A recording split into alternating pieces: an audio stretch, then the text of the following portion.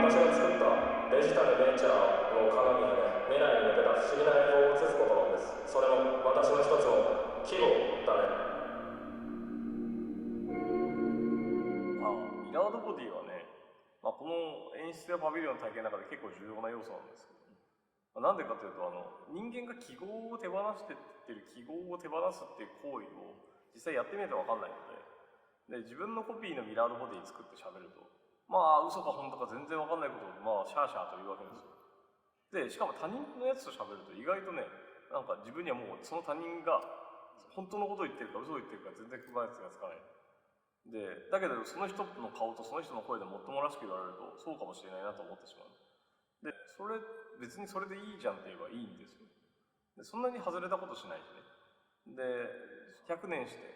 これを体験した人が誰も生きてなくて、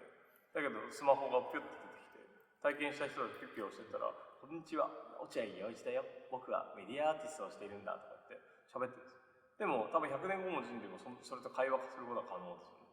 つまりなんか会話してもう全然喋って多分意思統一が取れるんだけど、当時の LLM ってこんなに待ち時間があってこんな不自然だったんだとか言うんだけど、でも言ってることが本当かどうかなかなか分かんない。でも嘘かも分かんない。でそれってすごく記号を手放してる感じがするんですよ。つまり自分が持ってた記号、私が何とかが好き、こういう人でこういう喋り方でっていうものが全てコンピューターの側に行ってしまったら、それでどんなことをみんなが知らすんだろうなってことに非常に興味があって、それでミラーロボティ作ってみた。でも多分もうそこにしか人類性がない気がする。そうミラーロボティ育ててから体験しに来るとなんかその感じがよくわかるっていうか、ミラードボディでそのなんか個人情報を保護するのにウォレットを作ってるんです。ハードウェアウォレットで、ハードウェアウォレットも自販機で売ってる。お土産はね、ヌルのシールとミラードボディのシールと蝶々のシールがあって、それとあとミラードボディってこのハードウェアウォレットがあって、万博来たならミラードボディウォレット買ってってもいいんじゃないと思ってますけど、はい、結構かっこいいですよ、置いておくと。スマホにつけるといろんなことができるようになる。データを保存したり、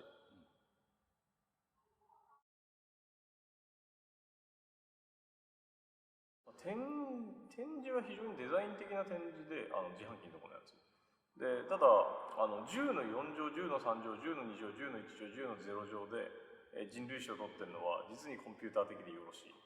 1万年前っていうのは文明の進歩がゆっくりで、1000年前もゆっくりで、100年前もゆっくりで、10年前もゆっくりで、1年前もゆっくりで、1年ごともゆっくりなんだけど、それはその対数軸に沿ってゆっくりなだけなので、逆に言うと対数軸で見れば結構早いんですよ、どの時代も。だから1万年前って考えれば1万倍した速度で見ないといけないんで、っていうようなこの対数グラフで見た歴史観で表現されたのが結構面白くて、人類対数グラフで歴史見ないので、対数グラフで歴史見ると意外と人類コンパクト。50万年前もたかが1万の50倍だから、今は逆に言うと毎年変わるからです。1万年前の1万倍の速度で変わるからです。これから先はだからマイナス1乗になるんで、ほんのすぐです、この推論の問題の終了は。次はだから10のマイナス1乗のオーダーで、1年の10分の1の量で時代が変わる。でその次は10のマイナス2乗なんで、1年の100分の1の速度で時代が変わる。3日に1回時代が変わっちゃうの。でも3日に1回時代が変わるまで我々多分確実に生きてると思う。でもそうやってみれば別に大した話じゃないんですよ。でその後はそのさらに10分の1なんで、じゃあ7時間で毎日寝て起きると世界が変わってる。でその次はね、もうやばいです。分ごとなんで。だからコンピューターができた、インターネットが生まれたぐらいの変化が毎時間ぐらいに起こるので、なんかご飯食べてる間に何か進化が起こってる。歴史と推論性能とコンピューターの発展から見て明らかなので、お玉みたいな。他のやつはこのウィーンってこう掴んじゃってる。叩くやつと掴むやつがあって、それがこのパビリオンを動かしてるので、それが断面図で見れればいいなと。あれが断面図だと気づいてる人はすごい少ない。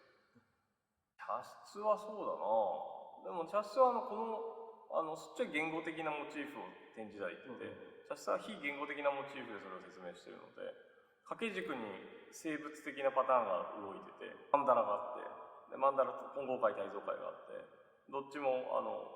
世界って記号でできてるよねっていうのが体造界で表現されてて、今回はこの写し鏡のいろんな世界が並んでるよねっていうので表現されてるので、このミラールームは非常に上を見るとマンダラっぽいので、マンダラの形状をしている世界観と記号でできた人類の世界っていうのが両方対比でこう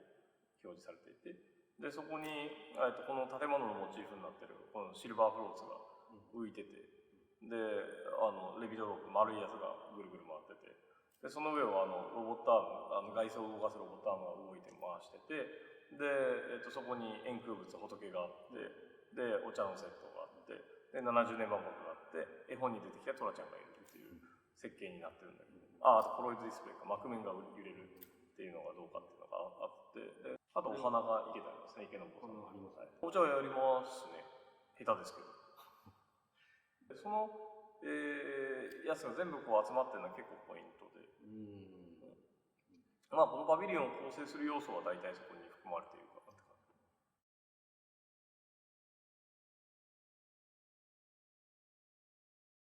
コスチュームは割れた液晶のモチーフから来ているのと、あと袈裟から来ているので、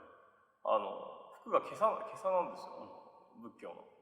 でだからここは非常に寺院的な立ち位置なんですけど、で袈裟で出てきて、で外装のユニフォームっていうかレインウェアみたいなやつは割れた液晶っていうのを生成でできてる、はい、これでできてる。割れた液晶のモチーフ結構面白いなと思ってるんだけど、割れた液晶のモチーフが液晶から出てくるってこの再帰性が良くて、そう液晶を割ったりとか映像装置を壊すことに作品にするみたいなのは結構昔からサイバーパンクのムーブメントではあると思ってるんだけど、まあ、そこで逆に言うと生成 AI が割れた液晶を作るっていうこの逆説が結構良くて、データのくせに割れてやがるっていう、はい、それがちょっと逆説的でいいなと思って、そんなモチーフをずっと作ってて、物理的に変化するっていうので、まあ、物理的に割れたモチーフを持ってきてます。まあ、割れ続けるけど変わり続ける、割れて動き続けるものっていう感じがしますね。つまり割れた液晶、ブラウン管の頃もそうだし、ディスプレイを壊すタイプの作品って結構いっぱいあるんですよ。でそれで液晶を壊すタイプの作品も結構あって、でまあそれはそれでいいんだけど、それよりは液晶の中で壊れてるって物理状態がループになっているみたいなことに結構興味があって、それを作ってる感じかな。でそれがユニフォームになってできた。あれもともとね、手ぬぐい屋さんとコラボしてた時に、手ぬぐいが割れたらどうしようっていう発想から来てて、手ぬぐいを割るってどういうことですかってネタに悩んでたんで、